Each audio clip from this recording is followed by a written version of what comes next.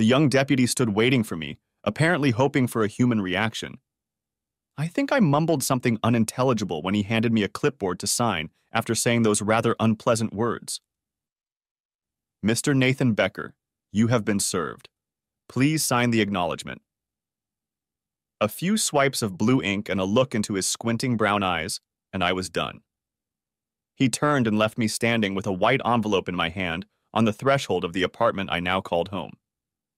There were still boxes in the corners of each of the rooms, and a few bags of supplies bought from a few local stores were ready to appear throughout the apartment to give it some functionality. That first night had been months in the making. I just didn't realize it until the albatross caught up with me.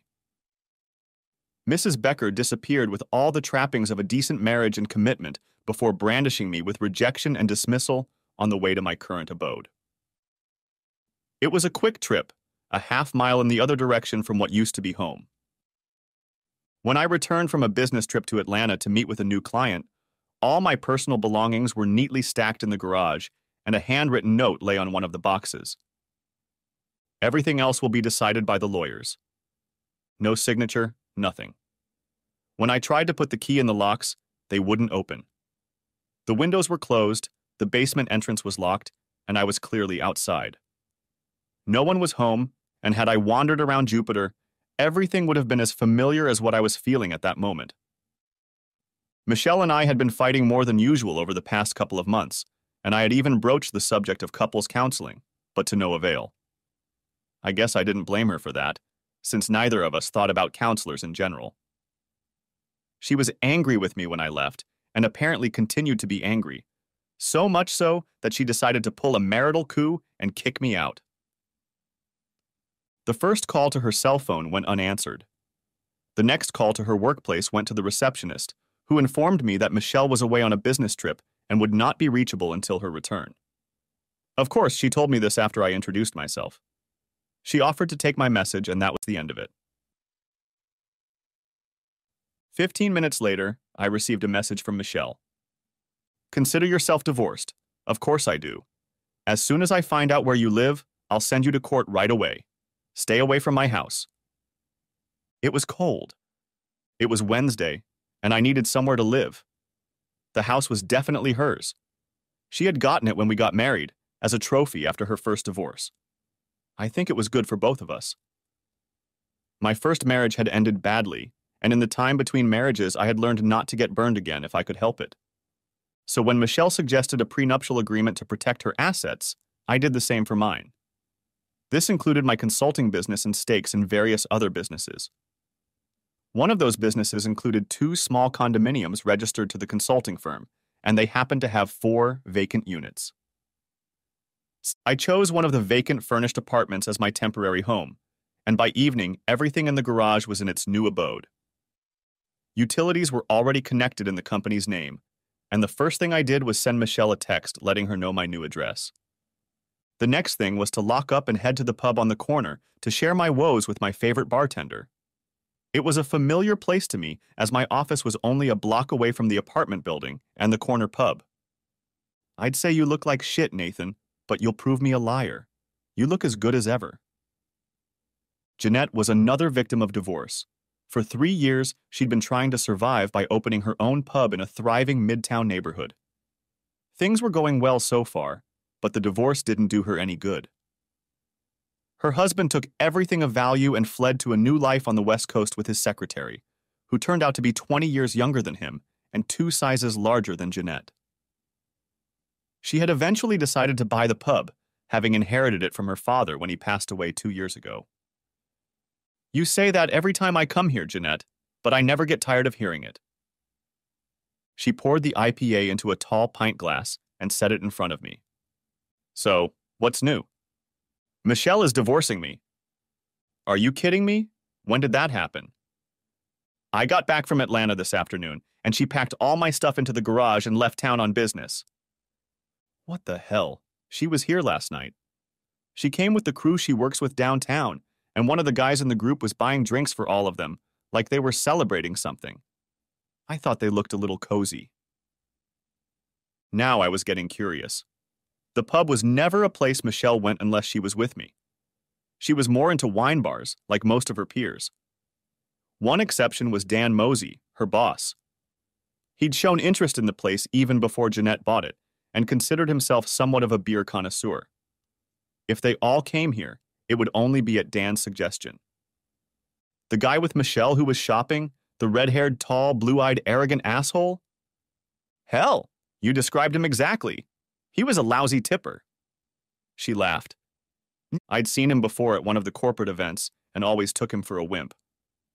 There was something about him that repulsed me, but Michelle thought and acted like he was God's gift to the company and the women. Still, there was no evidence or outward signs that there was something between them, and practically speaking, I trusted Michelle. I had no reason not to trust. Back then. Picking up the phone, I dialed Michelle's office building number, and getting an automated directory, dialed Mosey and got two choices, Caroline Mosey and Daniel Mosey. Caroline was his wife and worked in human resources. I pressed 2 to dial Dan's office phone number. Hello, this is Dan Mosey from Hawthorne Financials. I will be out of the office until Monday morning. Please leave a message and I will get back to you as soon as possible. I sent an email to Michelle's work account. The response was expected. I will be out of the office until Monday morning. Please contact Cheryl Griggs with any issues that need immediate attention. Nathan, what are you doing? Jeanette asked with a smirk. Asked Jeanette with a smirk. Asked Jeanette with a smirk. Looking and seeing. I opened the mapping app on my cell phone, dialed Michelle's number, and did a search. 10 seconds later, it showed her at the Pierpoint Dunes Hotel, an hour south along the beaches. Let me borrow your cell phone, Jeanette. She held it out to me and I dialed the hotel number. Dan Mosey's number, please. Who's calling? Hawthorne Financials. They're expecting a call. The operator connected me to his number. Good guess. On the third ring, the receiver was picked up. Hello? I pondered the answer for a moment, but a glance at Jeanette ended the call. Michelle had answered the phone from Dan Mosey's room at 11:05. That left no doubt. The next call was easier. I called the information desk to get the number and asked to be connected. Hello? Mrs. Caroline Mosey? She answered in the affirmative. I'm sorry to bother you at this hour, but my name is Nathan Becker. I believe we've met a couple times before at corporate events. Yes, Mr. Becker. I know your wife Michelle from work. What can I do for you? Well, I hate to tell you this, but I think you have a right to know. My wife has informed me that she is divorcing me, and I assume she is, but I also learned tonight that Michelle and your husband Dan are having an affair, and they are both currently living together at the Pierpoint Dunes Hotel on the beach. I think we had a corporate retreat there a couple years ago. Are you sure, Mr. Becker? Dan told me he has a client meeting this week. Mrs. Mosey, I know my wife answered the room phone a few minutes ago when I was connected to his room. I haven't called yet, but I think if I had asked for Michelle Becker's number, he wouldn't have been there. What a son of a bitch. I'm so sorry, Mr. Becker. It looks like Mrs. Mosey is going for a ride at this early hour of the night to see what Mr. Mosey is up to. I offered to drive her there myself, but she declined, and we politely ended the conversation, promising to stay in touch and keep each other informed. Jeanette, that concludes my conversation. When are you going to invite me over to see your new place? She grinned. I replied that I would soon as I got it in order. I walked towards my apartment thinking more about Jeanette than my ex-wife. She was quite attractive, unlike the always businesslike Michelle. I walked in and turned on the lamp to look around the apartment. It could be worse, was all I could think as I slumped onto the unmade bed. The next morning, after calling into work, my receptionist filled me in on what had happened since I left. There was only one call in my messages that interested me, and it wasn't one of the 4 calls from Michelle, but a call from Caroline Mosey. She arrived at the hotel around 2 in the morning and let me into my room using a card obtained at the front desk. The hotel staff offered no resistance when she showed them her ID as Dan's wife. Dan and Michelle had clearly been drinking and getting busy, and in a drunken frenzy they just sat there while Caroline took a rapid flurry of pictures on her cell phone. Once finished, she booked a private room for herself and returned later that morning. I ignored Michelle's calls, and a deputy came in the evening. I didn't shed a single tear over the whole thing. Instead, I felt anger at the prospect of wasting 5 years of marriage on a man who would callously throw it all away. I guess I still loved the miserable bitch, despite her cuckoldry and the fierceness with which she'd started the whole sneaky mess. Of course, that wouldn't be much of a balm to soothe the resentment. Michelle is a smart woman, but she has enough stupidity in her to bring her down to her gut level. She has her own house, her own 401k, and her own bank account, but she's never understood what I've been building for years, before our marriage and after. The prenup spelled everything out for each of us on a superficial level, but she never looked for or understood the details.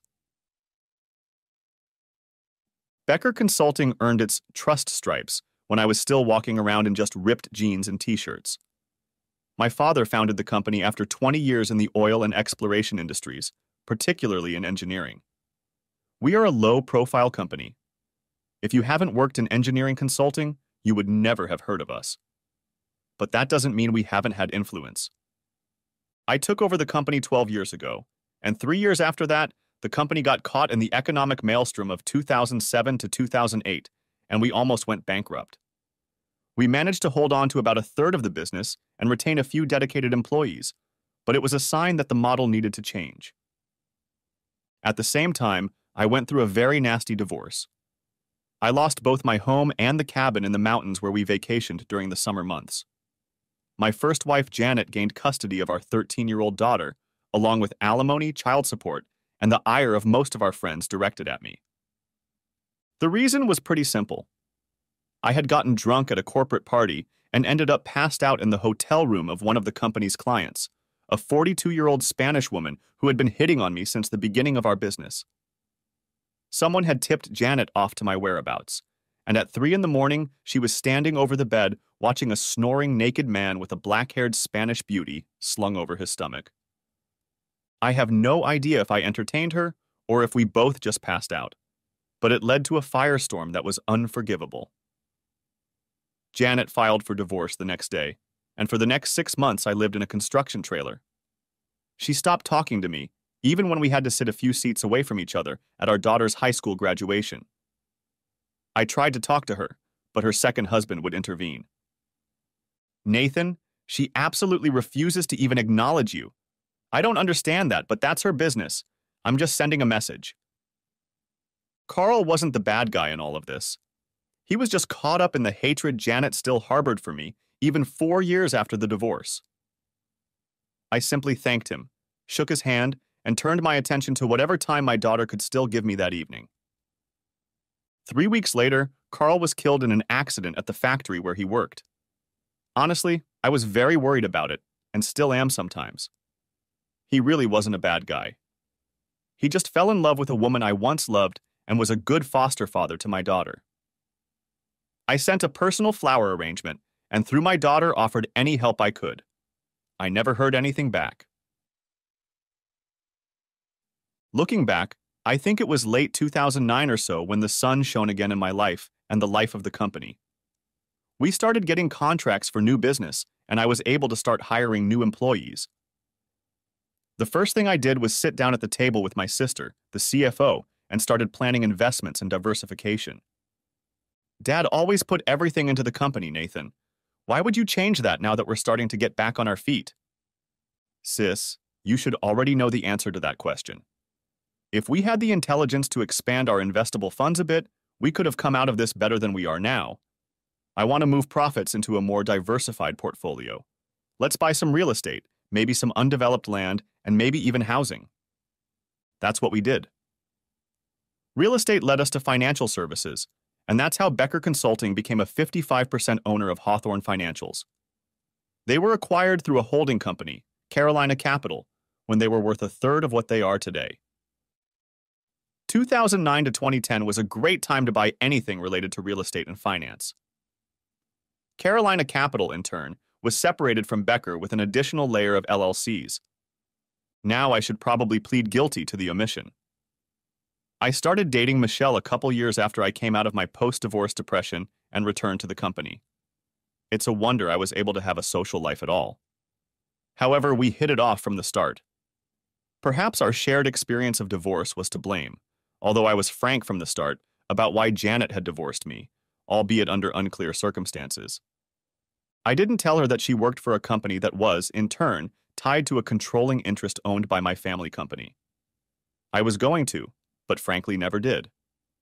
When I missed the opportunity to tell her about it, too much time had passed, and I just felt uncomfortable mentioning it. Plus, I never thought it would be a problem. I hadn't been directly involved in any of this until now. As I sat at my cluttered kitchen table with Michelle's divorce petition in hand, I thought about her lying in that man's bed and wondered how many times before this week she had cuckolded me like a fool. The petition was simple enough. We shared ownership of the household property, but she owned her house and I owned my newly acquired cottage in the mountains. Clean and simple. All it took was a phone call. "Don, it's Nathan. Since she served me last night, is there anything stopping us from doing what we discussed?" Don was my attorney handling personal legal matters, and I had spoken to him the day before. "Well, let's get this straight again. What is your income on your W-2 form for the last 5 years?" $52,000 a year before taxes, and not a penny more. "And how much does Michelle make?" "She makes about $120,000 to $140,000 or so, not counting performance bonuses." "If we pull the trigger, Nathan, she'll be sucking on grapes for a week." "Right now, I don't care." So the next day, the triggers to escalate my divorce war were pulled. On Friday morning, Michelle Becker and Dan Mosey were fired for violating company morals and fraternity regulations. Michelle received severance pay in accordance with the regulations. Dan was fired and escorted out the door by security. That same afternoon, Caroline Mosey got Dan served with a dissolution of marriage suit and kicked out of the house. They were both facing an expensive trip to the beaches. I didn't have to do any tricks with transferring money to different accounts, canceling credit cards, and the like. We each had our own. At the end of the day, I sat in my lawyer's office, sipped cognac at probably $300 an hour, and signed all the papers agreeing to Michelle's terms.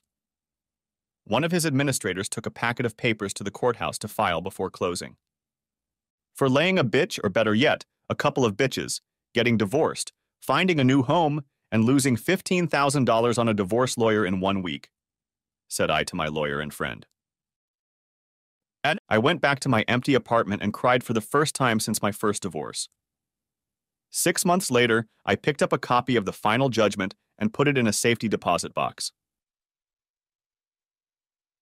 Next chapter. After burning Michelle, as I called it almost a year ago, I slept with Jeanette 4 times, not counting that evening. The aftermath of the burning was pretty unflattering. Michelle still lives in her expensive house and works at a competing firm not far from my office, albeit with much less remuneration. As a subordinate in her office affair, Hawthorne Financials paid her 6 months severance pay, and she waived any rights to contest her termination. Things were not going so well for Dan Mosey. He had suffered his 3rd defeat in the marriage, and Caroline had scorched his ass in the divorce. She got their house to live in until their daughters reach 18 or graduate from college, whichever comes later. He pays alimony, child support, and has to give up half of his pension. As for work, he ended up getting a job as assistant vice president of a regional bank in a shopping center, earning about half of what Hawthorne was paying him. I actually get to see Caroline from time to time. She's taken a job with one of my engineering clients and does the bookkeeping. We've gone out to dinner a couple times, but it's a platonic relationship. Entertaining Dan's ex-wife would be too corny, although I'd be lying if I said I didn't think about it from time to time. Jeanette was in the kitchen making a cappuccino the morning after one of our pleasant evenings together when my doorbell rang. "Hi, Daddy." She stood with a hesitant smile, waiting to be invited in. Mom and I named her Rose after Janet's mother, although the dominant gene for redheadedness never showed up in her lineage. She had my hair and complexion, swarthy and tanned. I hugged her and invited her into the house. We hadn't seen each other in months, and even then there was a tension between us that I had no way of picking up on. "How are you, Rose? And what a nice surprise this morning." At that moment, Jeanette walked into the living room and introduced herself. If I thought this was going to be awkward, I shouldn't have minded. The two of them seemed at ease, but after a few minutes, Jeanette bowed out and informed me that she was going down to the pub for a while to make some inquiries. Daddy, I know I'm not around as often as I should be, and for that I'm sorry. I'd like to change that if I can. Honey, you don't need to change anything. You're welcome here anytime, you know that. We chatted for a bit longer before she became much more serious. She seemed to hesitate before she mumbled. Mom had a nervous breakdown, and they put her in the hospital to get better. Some part of me wanted to exclaim, "Why the hell should I care?" She hasn't said a word to me since the day she filed divorce papers when you were still 13 years old. But I didn't. In 8 years, the woman I'd been married to for 14 years never recognized that I still had blood flowing in my veins. Rose, I'm sorry to hear that. What would you like me to do? I didn't know what to expect from her in response, and what she said next discouraged me. Mom wants you to visit her in the hospital. The last time I'd tried to have a word with her was at Rose's high school graduation, and I wasn't sure what I was actually going to talk to her about. That's not really true. There are a lot of topics I would have talked to her about years ago. For example, why couldn't she at least sit down with me and talk about what happened the night she found me in the hotel room? It was only later that I found out that another couple had planted 2 very drunk partygoers in that room and left us to our fate. Unfortunately, neither I nor the femme fatale could remember how we got into the room or what we did once we were there. When we woke up the next morning, both of us in the same bed, and we were both extremely surprised. She told me later that she didn't think we had done anything that night, but she couldn't say for sure. Rose, if you think it would be good for me to go see her, I'll do it for your sake. I can't imagine why she would even want to see me. Dad, I think this has been going on for a long time. When Carl died, Mom hardly ever left the house, and other than going to work every day, she never went anywhere except to visit me at school sometimes. A couple of months ago, I came home and found her drunk and crying terribly, and she wouldn't tell me what was going on, just kept saying everything was a mistake. Last week, a neighbor found her walking down the road at night wearing only underwear and drinking heavily. The police put her in the hospital and kept her there with her permission all this week. A couple of days ago, she asked me to come and see if you could come and visit her. I assured Rose that I would come, and then bought her lunch at a nearby cafe and started to get into what was going on in her life. She was about to graduate from college with a degree in marketing, but she still hadn't found a job. Until then, she was going to continue working as a waitress downtown. After we parted ways, assuring me that I would indeed visit her mother, I crossed the street and sat down at the bar. No sooner had I placed my order than a tall IPA appeared in front of me. So, are you and your daughter okay? Jeanette asked. Asked Jeanette. Yeah, she seems to be. But damn it, her mom wants me to visit her. She's sitting in the lunatic ward at the hospital downtown. The same one who squeezed the balls out of you and tried to send you to an almshouse? The one and only. Lucky you. She grinned and went to the bar to wait for a couple customers. Sunday afternoon, I was as ready as I could be. I always dress well, but this was my casual look, jeans and a pullover. As I reached for the doorknob, my mouth went dry and I fumbled for a mint in my pocket. It was a 10-minute drive to the hospital, and it felt like I'd been staring out of the abyss for half my life, or at least 8 years. I don't know why I felt that way. In the last year, I'd managed to get into a second marriage, flush it out, and become comfortable in my own skin. The dryness returned when the elevator came into view, and I chewed on a soft mint, hoping the commercial burst of flavor would wipe away the cotton candy. It was one of those glass elevators that are outside, and the ground goes away from under your feet as you go several floors up. Eventually, it slowed down and then stopped, and the door opened. I was very surprised. It didn't look like a hospital room at all, and certainly not like a cuckoo's nest. On the contrary, it was like a cozy house with soft furniture and paintings on the walls. I entered the ward, and a stocky nurse led me to the residence where Janet lived. The nurse didn't know my medical history or the adventures between patient and visitor, except that I was on the visitors list and everything was fine. I cannot describe the feeling with which I approached her and saw her before she saw me. 4 years ago, she had been a devoted wife to another man and didn't want to hear a word from me. That was the last time I had seen her until that moment. She still looked attractive, although the hospital clothes did not emphasize her figure. She had lightened her hair, turning it from a natural strawberry blonde to a short cut. "Hi, Nathan. Thanks for coming." There was a smile in her eyes, but at the same time sadness or pain. I couldn't tell. "Hi, Janet. It's good to see you." I didn't know if that was true or not, but it felt like the right words to say at the moment. We didn't hug, and I didn't greet her like a long-lost friend. Hell, I shook her hand like a business associate. Damn weird. "This is a hell of a place to meet after all these years, isn't it?" she said, with a tinge of wistful irritation. It was obvious she was trying to hold herself confident. "I guess it's not the kind of place I'd be looking for if I wanted to have a beer and a chat." I tried to break the veil hanging over the conversation. "Well, they make a good iced tea, and not of the Long Island variety." She smiled again, a spark of life in her eyes. "I asked Rose to see if she could invite you to my place, and I know it seems strange after all the silence we've had over the years, but it was necessary. Both my doctor and I are in agreement."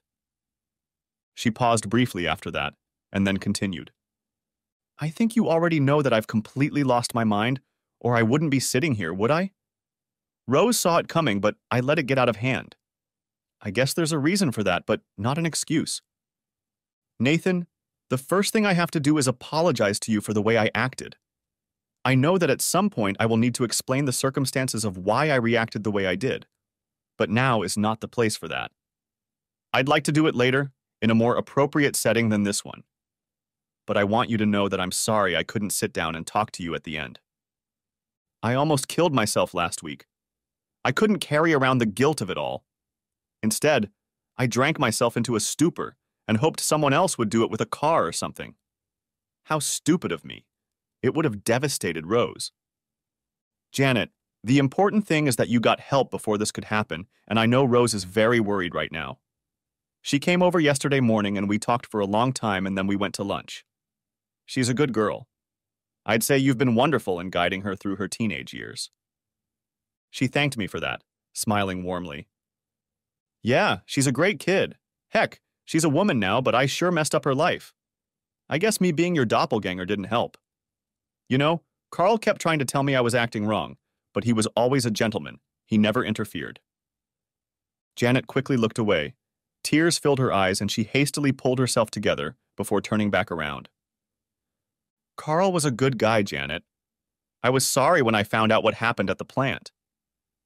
"Yes, I know, Nathan. Rose told me you were offering everything we needed, and yet I was still as cold as ever. I will regret that forever.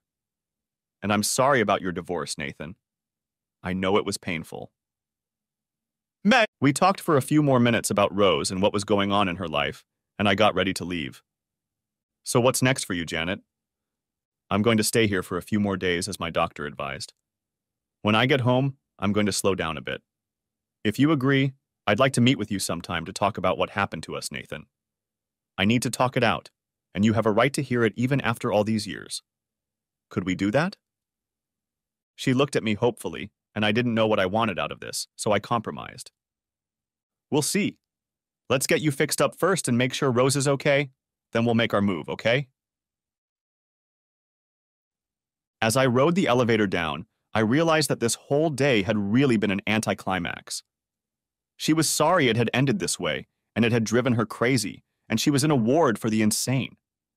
I think I burst into laughter before I even got down to the first floor. It sounds callous, but it really was funny. I had to wipe the tears from my eyes as I made my way to the car. Jeanette and I had grown a little closer over the past couple months, and I loved being around her. She became a thinking board for me, and I became the same for her. She was wiser than her 35 years would suggest, and I valued her opinion. In the morning, I made her breakfast, blueberry pancakes and English sausages, and she went to her pub about the same time I went to the office. I needed to go out of town for a few days on business, so I asked Rose to keep me posted on how her mom's case was progressing. By the time I returned at the end of the week, Janet had been discharged, and Rose was spending a lot of time at the house taking care of the recovery, if any at all. I think she just wanted to be near her mother for a while. "Daddy, are you coming to my graduation?" I hadn't forgotten about it, but I hadn't thought about it. It would also entail another meeting with her mother. "Of course not, honey, and when you're ready, I want to talk to you about work. Do you mind?" "Yeah, I don't mind, but you know what I want to do, don't you? Also, Mom will be there too, just so you know." Rose wanted to work in a startup, and we usually had one or two businesses in the planning and possibly startup stages. It would give her quick training and experience, and if she was willing to work hard, it would be a good way to break into the business world. Janet, on the other hand, wanted something completely different, and I don't know if I was ready for that. "Look, what's the worst that can happen? She'll tell you that she's sorry, that she should have talked to you, and now you'll all be cronies again." Jeanette burst into raucous laughter. "I mean, seriously, aren't you wondering why you got kicked around like a sick mule?" I guess she had me figured out. For 8 years, I'd wondered why she'd turned on me like that, but there was a lot of water under the bridge she'd set on fire. I also knew I could have entertained that Spanish hottie, but that wouldn't have justified a nuclear explosion if I hadn't taken the time to sit back at least a little to realize what did or didn't happen. The prom went off without a hitch, and the three of us even had a drink together when it was over. Janet looked a lot better than when I'd seen her at the hospital, but there was still an irritability in her that she tried to hide. With a stranger, it might have gone away, but I knew it was better this way, even after all this time. Nevertheless, it led to the next steps. It had been a long 8 years since I had turned down the driveway to the old 2-story colony I called home. Old Mr. Green Jeans still lived across the street. Rose had given him that name when she was little because he looked like a character from the old reruns of Captain Kangaroo. Mrs. Wilson, the widow, still lived next door, though from what I heard she was infirm by now. The lawn had been tended, and someone had done some work in the garden on the sides of the house, but otherwise it looked pretty much the same as it had the last time I left it, right down to the forest green shutters. I pressed the doorbell, and a familiar long chime sounded in the foyer. Janet opened the door to her house, and we awkwardly froze for a moment before I stepped across the threshold. I almost didn't. All I could think about was my final step backwards. "Thank you, Nathan, for coming to see me," she said, inviting me inside the house. God, I could still see the marks we'd carved into the doorframe leading into the kitchen to measure Rose's height. This is going to be harder than I thought. Most of the furnishings had changed, but the familiarity of the house overshadowed any changes our fractured lives might have imposed on what had been our first and only home together. I had to keep reminding myself that this was another man's home, at least for a while, and I, like him, had entered another woman's home for the duration of my mating season. It was like a bad television script when Janet invited me to sit at the kitchen table I knew so well.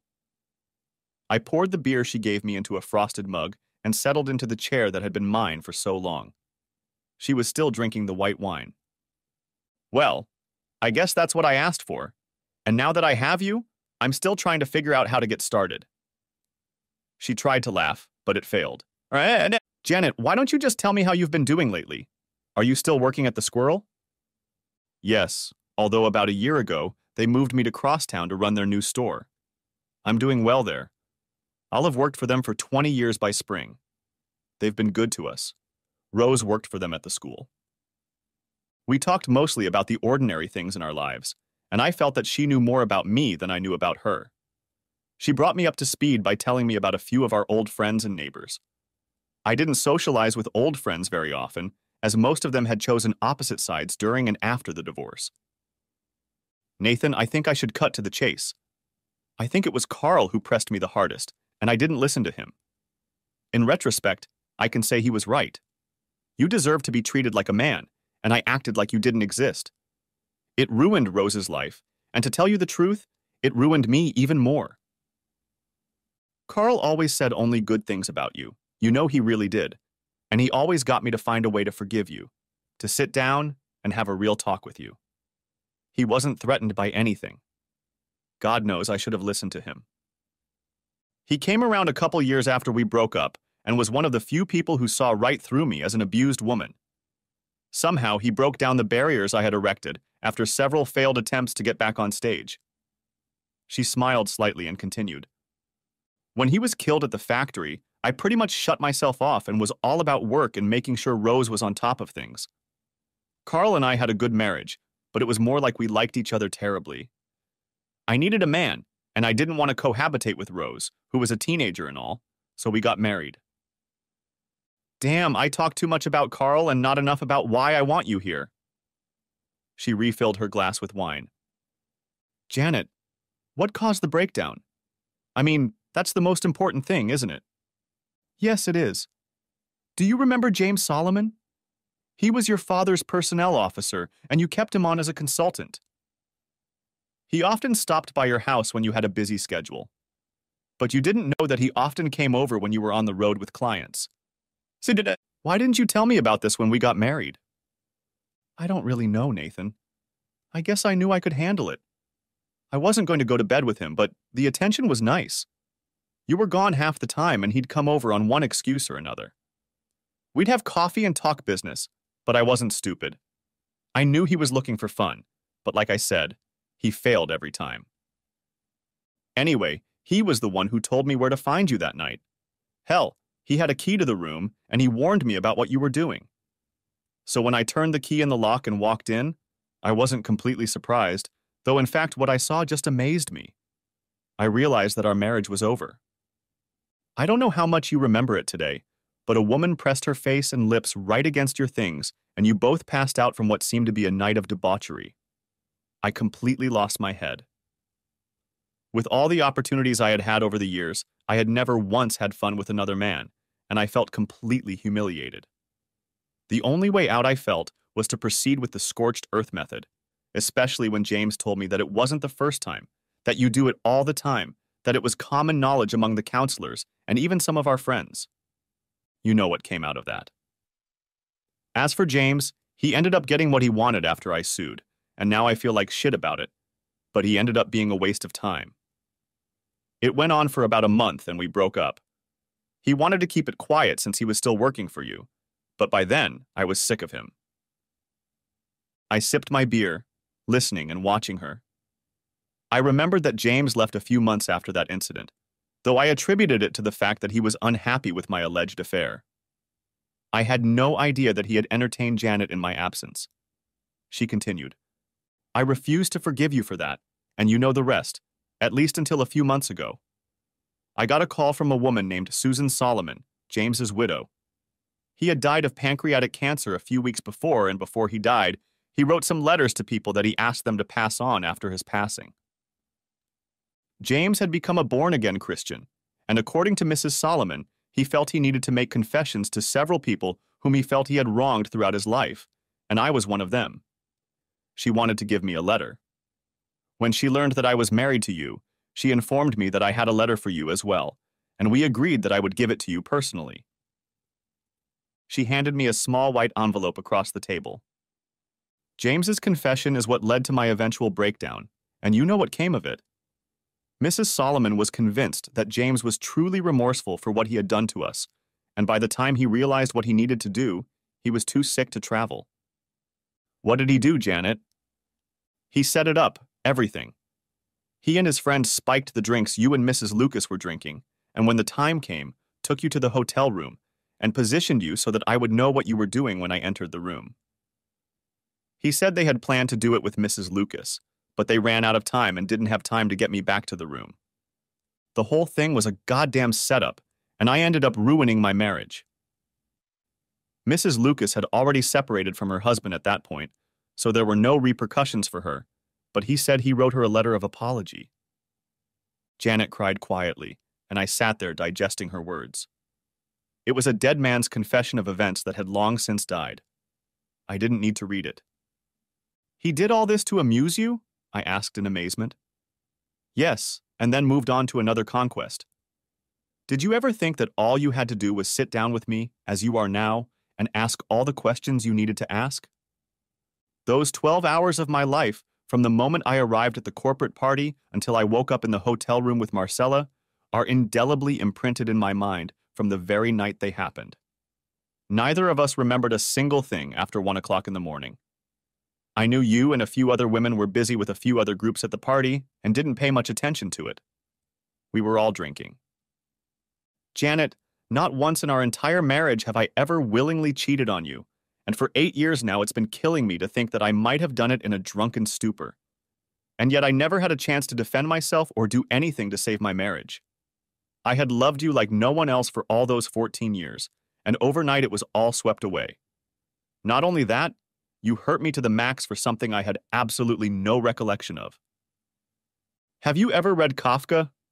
That's where I was for 6 months, until my sister sat me down at the table and read me The Riot Act. The only connection to my past life was visiting Rose, and I guess I can be grateful for that. Her eyes were red with tears. I didn't need any revelation to realize that she had always been wrong, and even before this latest revelation, she knew it too, and that made me even angrier. Perhaps that was what had pushed her into the cuckoo house, the realization of her grave sin. Do you remember the first time we saw this house? I asked, trying to put some levity on the situation. She nodded in response. I always thought it was too big, but once we moved in, before Rose came along, I fell in love with it. I remember carving the first notch in there when she was about 2. The memory broke through the anguished expression on her face and brought a slight smile. I've forgiven you, Janet. I left all I could when you and Carl got back together, and I started dating seriously again. The only thing I still carry with me is the pain of not being able to be there every day while my baby girl grew up and became a woman in her own right. Visits just don't cover it, I guess.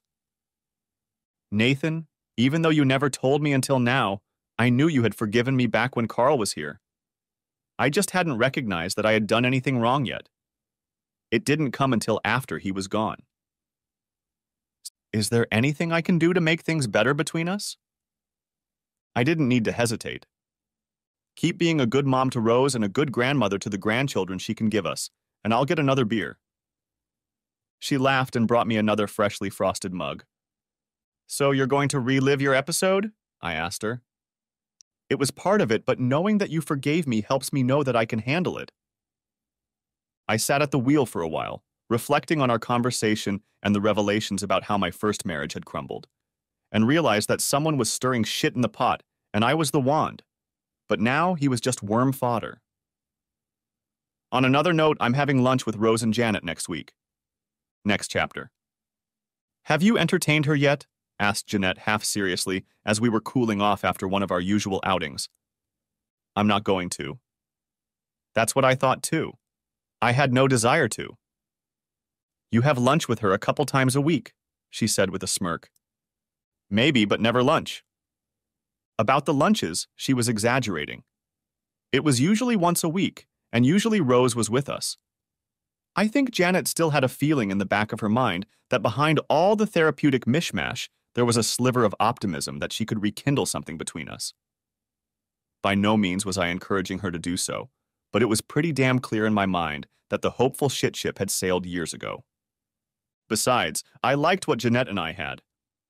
We enjoyed going out to dinner, going to the movies or a concert, even playing ball on occasion, and just as importantly, our compatibility in the bedroom was incomparable to any other relationship I'd ever been in, including my 2 ex-wives.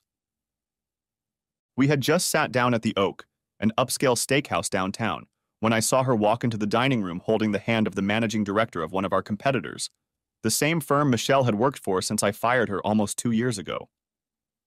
They sat down so that Michelle and I were in direct line of sight of each other from across the room. Now all you need, cowboy, is for the resident psych ward to come in and sit behind you. Jeanette tried to suppress a laugh, but she was having a hard time doing so. Knock it off, you devil, I joked. I knew this guy, the obnoxious jerk who got caught, and was rumored to have paid a lot of money to keep it quiet. Of course, this is all insider information, as none of it has been made public. John Marshall is his name, and we have been like oil and water over the years. Michelle knew the story, and perhaps that explained the condescending grin that appeared on her lips whenever her gaze happened to stop on me. She recognized who had burned her at Hawthorne, though I tried to keep a low profile. Apparently, John Marshall was her new meal ticket, and she was clearly showing it. This was not a business dinner for the two of them. He showered her with affection, and she teased him. As far as I could tell, Michelle had found a new boss to have fun with on her way up the career ladder. Whether Mrs. Marshall #2 would approve of this slut remained to be seen. "You're up to something, I know it for a fact," said Jeanette, interrupting my devious thoughts. I just smiled at her intuition. I had a lot to smile about. Mrs. Marshall was on her second marriage to good old John, and I was sure Michelle had no idea that Cheryl Marshall was the sister of none other than Caroline Roberts, formerly Mrs. Caroline Mosey. It's a small world, after all. Cheryl's late first husband worked for the same firm as John and was its managing director when Marshall was first hired. The couple were well thought of, and after his death, the company set up a memorial scholarship for local school children. You could call it serendipity, or just the fact that I had been around the block a few times, but I had a feeling that a certain ex-wife would need the services of a headhunter if things were going to go her way. I think it was called dropping a dime back in the days when payphones were still in vogue. A couple months later, I learned from Caroline that her sister had sued John Marshall for divorce and named Michelle in the suit. It all went fairly unnoticed, but a few weeks after that, Michelle put her cherished house up for sale. I almost considered making a phantom bid for it, but Janet, of all people, talked me out of it.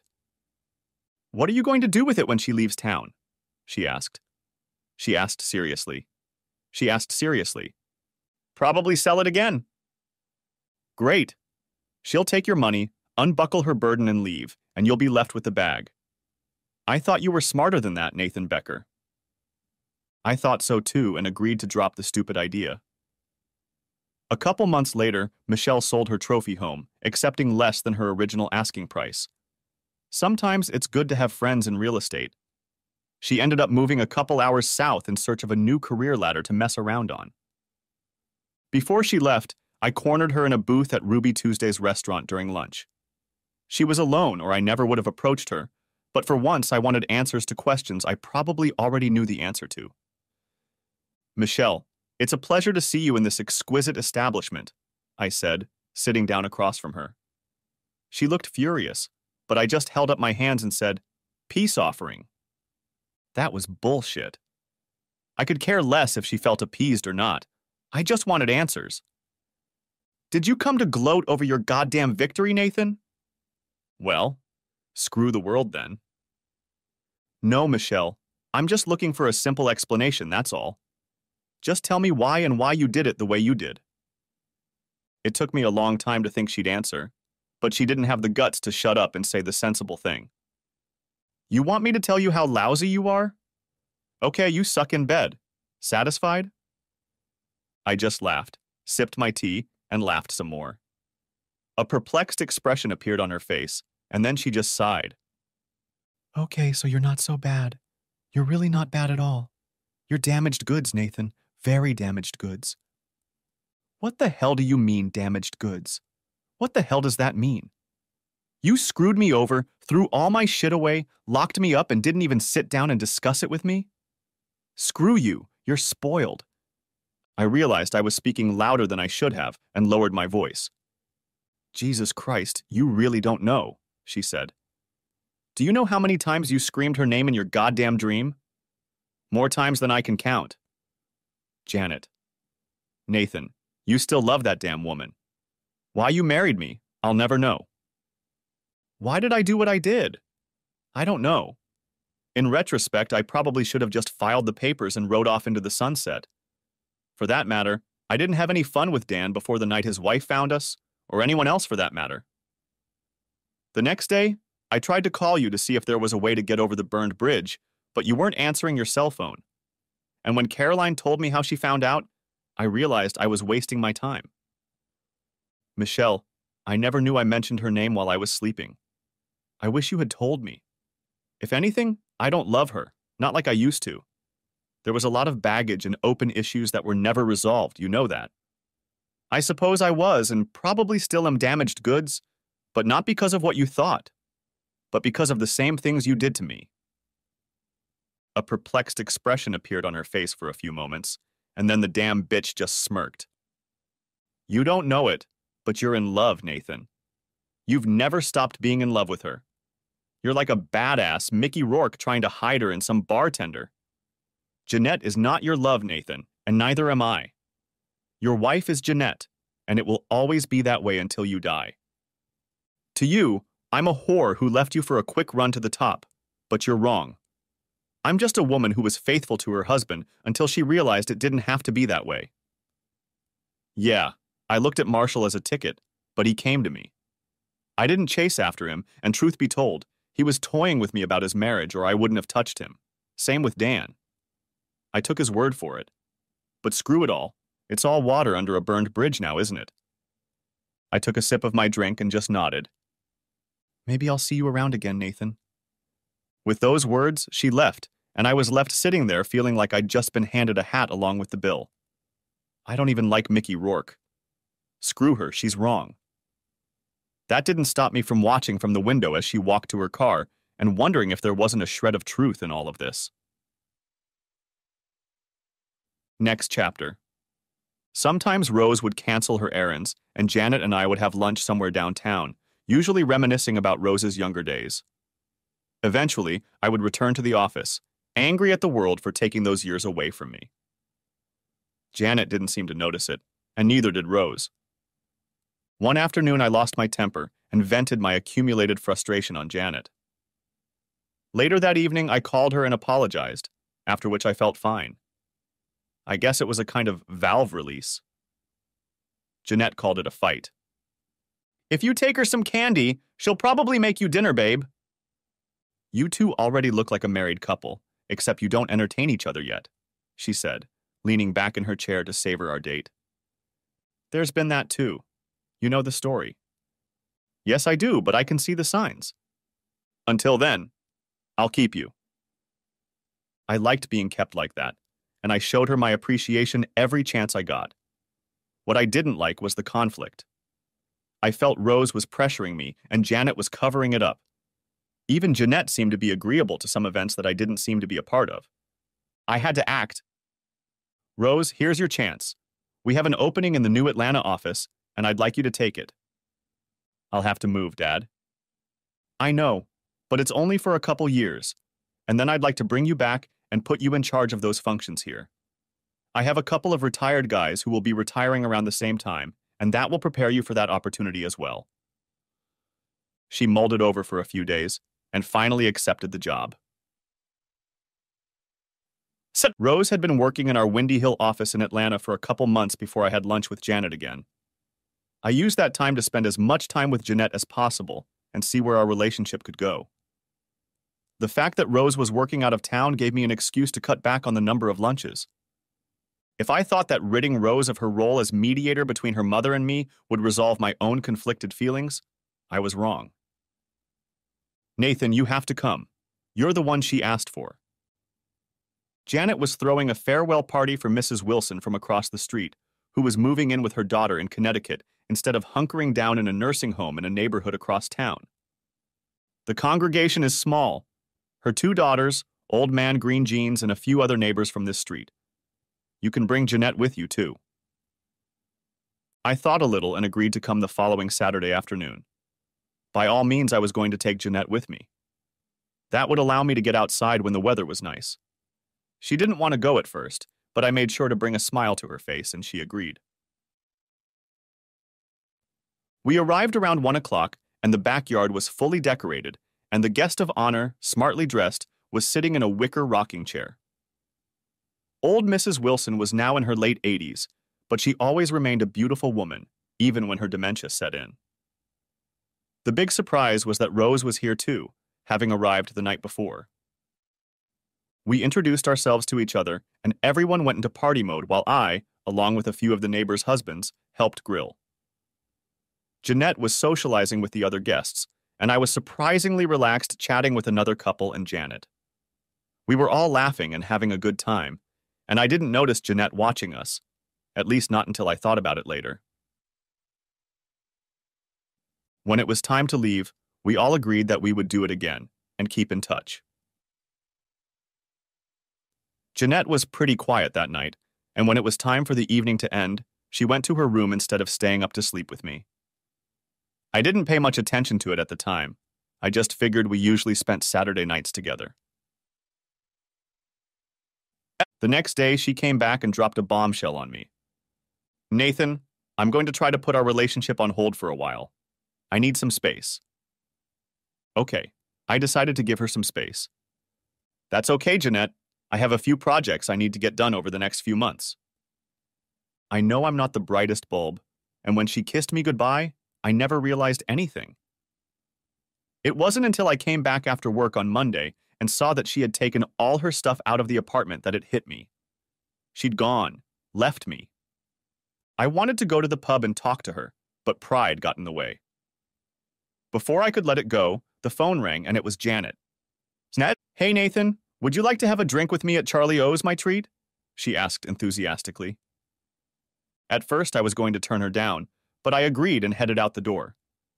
When I emerged, she was already there, chatting animatedly with two other couples, and they were all laughing. "Nathan, come here," she shouted. "Let me introduce you to my friends from work."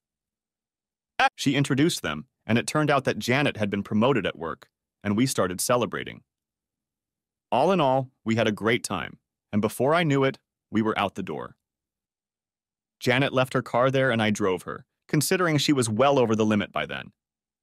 When we pulled up to the house, she asked me to stop by for at least a cup of coffee. Thinking back on it now, I realize it was better. Her inhibitions were relaxed.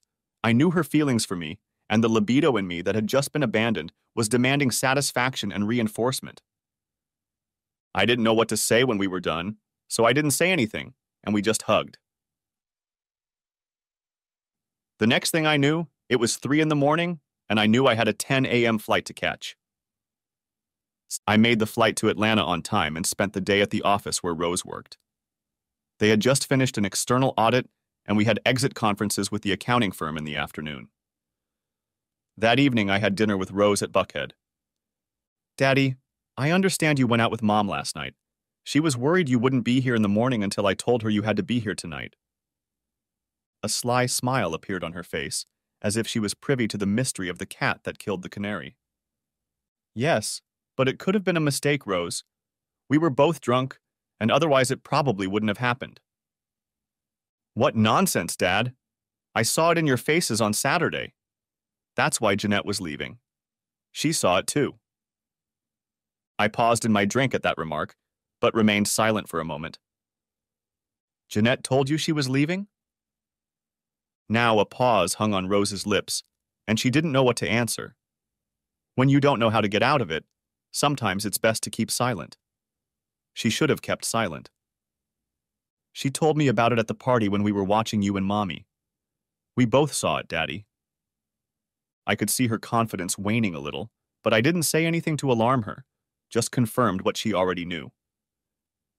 "Yes, Jeanette and I have decided to give each other our freedom, and I suspect that is more important to her than it is to me. So yes, she's gone."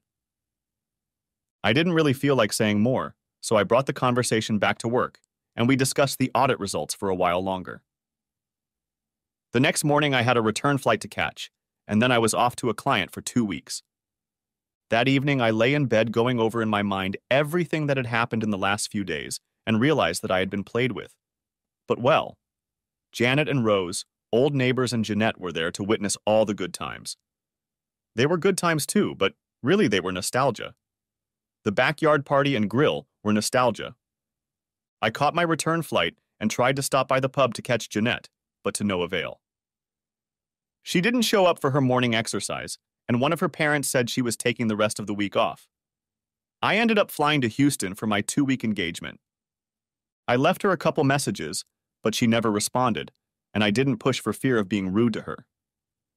I decided I would just wait until I got back. I flew into town on Friday afternoon, and when I walked into the pub, one of the new barmaids informed me that she was out for the evening with a friend. She winked when she said this, and my heart quietly broke. She didn't know we were a couple until a couple weeks ago. Janet called me regularly after our night together, and I took her calls when I was free, but never got personal. I wasn't ready to tell her it was a mistake, and I didn't know how to do that yet. As a result, I got all caught up in my work. It's an old habit. I've done it twice now, after each divorce. Both Janet and Rose gave me freedom, and I think it was because Rose talked to her mother, and maybe they doubted their scheme. The scheme was what it was. Invite Jeanette over to see how well Janet and I were doing together. It worked. But it didn't have the desired consequences, and after a couple more weeks, I think they figured it out.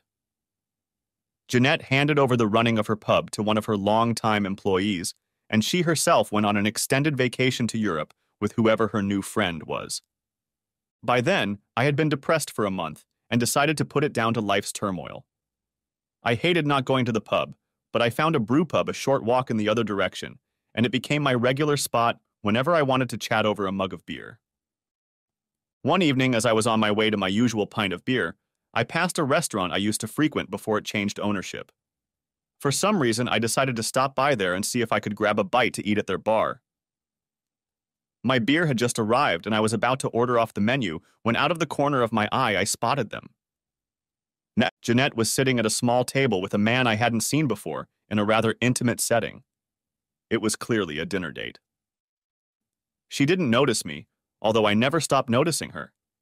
I decided not to order and, after a quick sip of beer, threw a couple bills on the bar and quietly left. As compensation for my suffering, I ordered a tall IPA and chicken fingers at the place I'd come to. There was a game playing on the screen at the end of the bar, and I immersed myself in it, devouring the empty calories.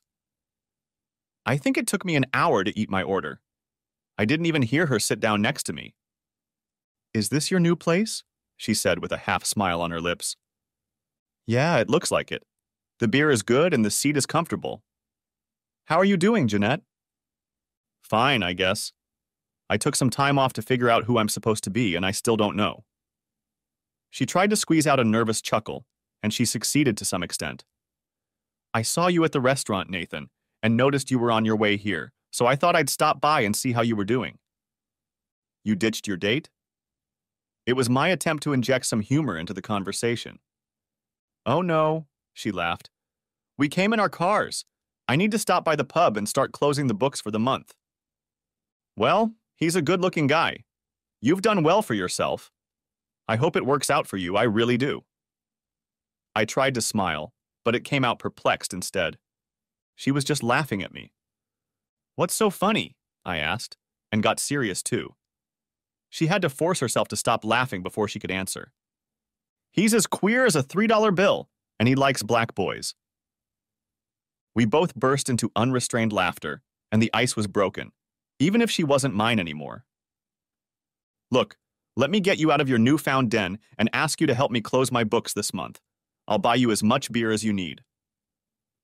With those words, she led me to the pub.